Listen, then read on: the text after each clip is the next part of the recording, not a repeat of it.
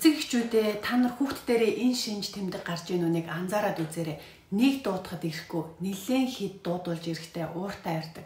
Ямар нэгэн юм хийгээч, ямар нэгэн юм туслаач гэхээр үргэлж татгалцсан хариу хэлж үгүй гэж яддаг. Таны хүүхдийн тархинд аль хэзээ скрин нөлөөлөд эхэлсэн байна. Нейро шинжлэх ухаан гэдэг нь хүний мэдрэлийн тогтолцоог бүх талаас нь судалдаг. Тэр тусмаа хүүхдийн тархины үйл ажиллагаанд скрин хэрхэн нөлөөлж байгааг судалсан байна.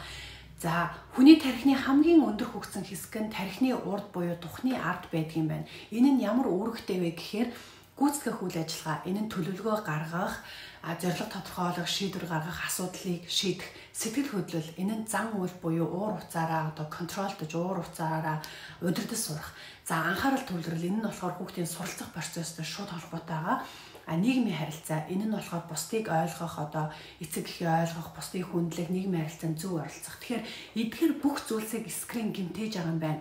0-5 настай хүүхдүүдэд бол ерөөсөө ямар ч скрин тэр тусмаа ТV ч үзүүлэх ёсгүй гэдгийг нейро шинжлэх ухаан аль хэзээний судлаад үүнээс гарч байгаа сөрөг үр дагавруудыг танилцуулсан байна.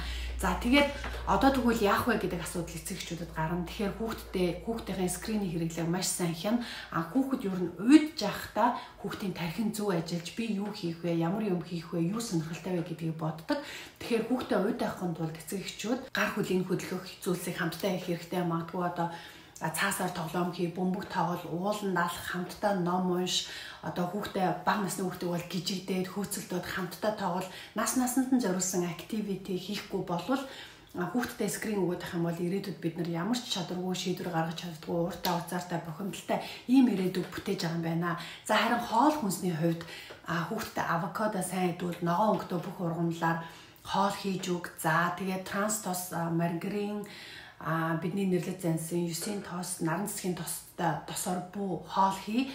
Үүний оронд авокадоны тос эсвэл оливын тосоор хоол хийж байгаарай. Хэрвээ та эдгээр зүйлсийг хийдэг, хүүхдэд скрин хэрэглүүлдэг, телевиз үзүүлдэг эцэг их бол та бол үнэхээр гайхалтай, таныг үнсэе, та үнэхээр мундаг ээж аав байна. За тэгээ бүгдээрээ сайхан үсгийн төлөө хичээгээрэй, энэхүү бичлэгийг шеэрлээрэй.